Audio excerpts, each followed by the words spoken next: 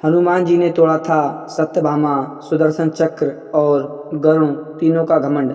आइए जानते हैं इस वीडियो के माध्यम से श्री कृष्ण भगवान द्वारका में रानी सत्यभामा के साथ सिंहासन पर विराजमान थे।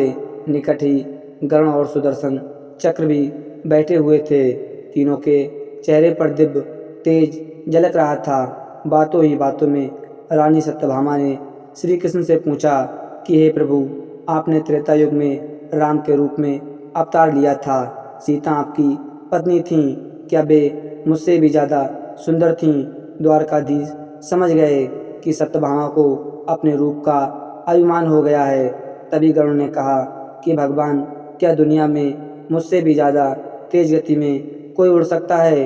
इधर सुदर्शन चक्र से भी रहा नहीं गया और वे भी कह उठे कि भगवान, बड़े बड़े युद्धों में आपको विजयश्री दिलवाई है।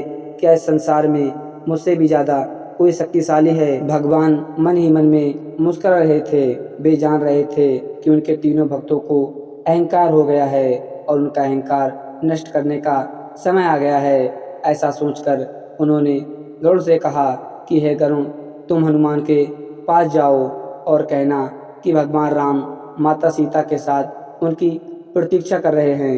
गरुड़ भगवान की आज्ञा लेकर हनुमान को लाने चले गए। इधर श्री कृष्ण ने सत्यभामा से कहा कि हे देवी, आप सीता के रूप में तैयार हो जाओ।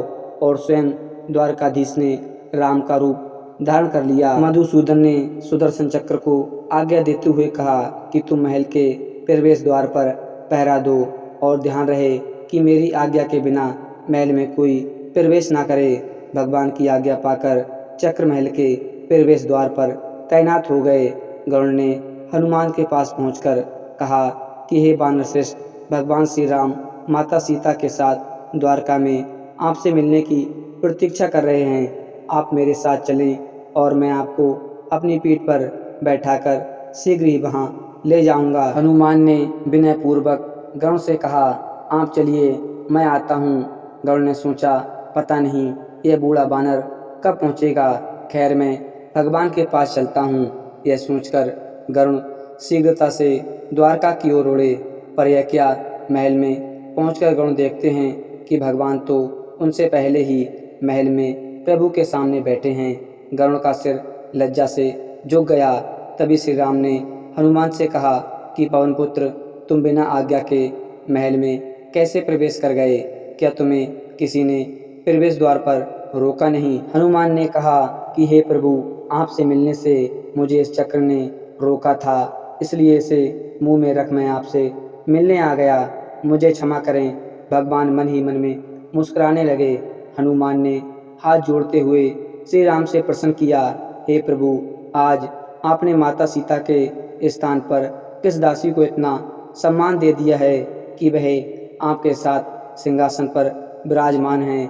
अब रानी सत्यभामा का अहंकार भंग होने की बारी थी। उन्हें सुंदरता का अहंकार था जो पल भर में चूर हो गया था। रानी सत्यभामा, सुदर्शन चक्र व गरुड़ जी तीनों का गर्व चूर चूर हो गया था। वे भगवान की लीला समझ रहे थे। तीनों की आंखों में आंसू बहने लगे और वे भगवान के चरणों में झुक गए।